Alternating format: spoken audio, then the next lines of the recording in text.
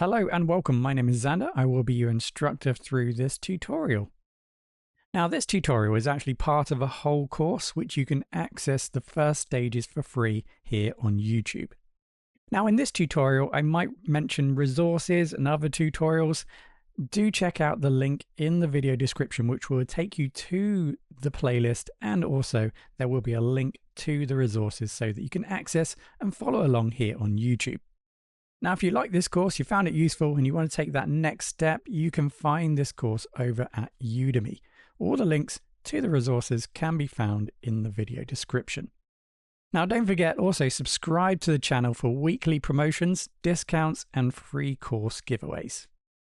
When running PostgreSQL or any other database in a Docker container, one of the key aspects or concepts to understand is that Docker containers do not persist data by default. So what I mean by that is that once a container is stopped or deleted, any data created inside that container is lost. This includes database files, logs, and other data stored within the container. Now, Docker containers are designed to be stateless. This means that if you need to retain any data, like a database, you must explicitly set up a mechanism to persist it outside the container. In this tutorial, we will learn how to create a mechanism for us to store the database data outside of the container, so that should we delete, remove, or should there be a problem with the container, we can restore it back to when the container stopped. Right, so there are two approaches we can take here, and we're going to use, in this scenario, a bind mount. So Docker will provide two options. We can create a volume, a Docker volume. So Docker volumes are generally preferred methods for persisting data because they are managed by Docker and stored outside the container. The approach we are going to use here is a bind mount. So bind mounts allow us to mount a specific directory, and we've already done this previously with our data folder. We mounted that folder in the container. So we're going to perform the same type of task, but this time we're going to mount the database core directory in our folder here so that we can save all the information related to our database and our data, so that when we restart the container, we simply utilize that folder and that data to continue working with our database. So I've created a new Docker file called Docker Compose with data persistence. And if you take a look, the only change we've made is to specify this folder called DB data, which I'm now going to change in actual fact, because again, we've got some naming issues here. Really, I should probably call this backup data. Let's call this PG data, Postgres data. So we're going to bind this folder in our local directory to the var lib PostgreSQL data folder. So that's the folder, or should I say, this is the default data directory used by PostgreSQL in the container. So this will have all the data files. So this is where PostgreSQL stores all the actual database data, including the tables, indexes, and other information, of course. It will include any transaction logs. So if you are using write-ahead logs, any configuration files, and any potential temporary files. So this is pretty much all the data that your database needs to actually create, build, manage your databases. So we're going to store that locally in this folder called PG data, which I'm now going to create. Right, so let's give this a go. We're going to stop the existing containers. So select containers on the left-hand side, select and then delete.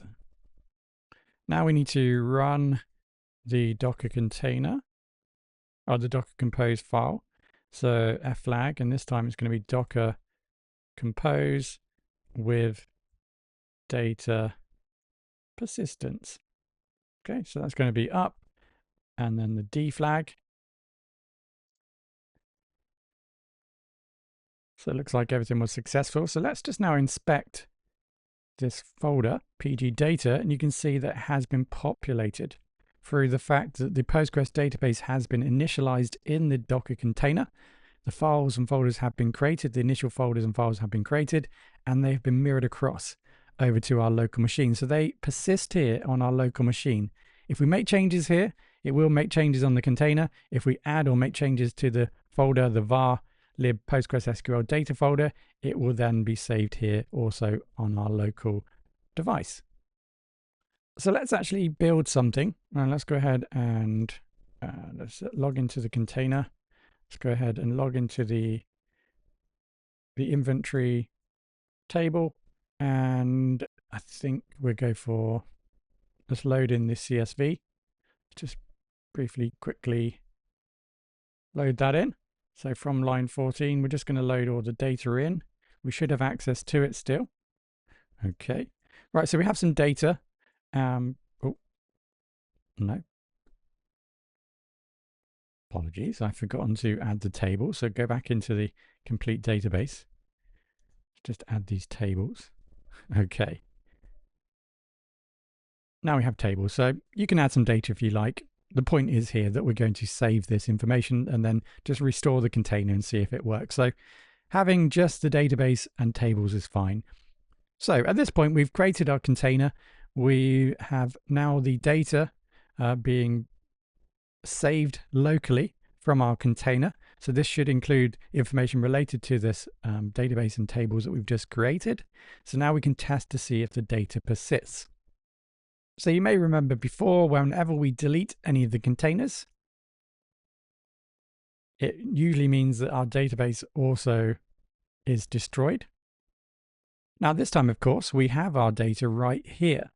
So what's going to happen now is that when we start a new Postgres database, it's going to inspect this data, recognize the fact that this is all the data is required to start the database, and then we would not work through the normal startup initialization process of creating this information because it already exists. The database already exists. So PostgreSQL was simply set up with this information and therefore restore all of our databases and data back to where we finished or where we ended the last session.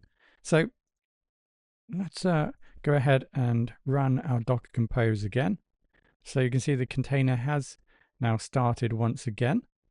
So we can now go ahead and log back in to that container, and hopefully this time when we access our database and select the inventory table, we should now have everything backed up, or it should be restored to where we left off before we deleted the container. So this was an example of using a bind mount in Docker. Bind mounts allow us to mount a specific directory on our host system into the container. So this can be useful when we want to store data in a location that we can easily access or maybe back up. Now you might remember I did mention there are two approaches, and the approach that you take will depend on your particular setup and requirements. So always have a look at the advantages and disadvantages. Here we used a bind mount, but I mentioned there's a different approach, and that's using Docker volumes. Now the advantage of using a bind mount is that you have full control over where data is stored, and this is generally good for development. When you're developing, you have complete access to the data. The disadvantages of a bind mount is that they can ultimately be less portable compared to volumes, and they can sometimes cause issues with file permissions.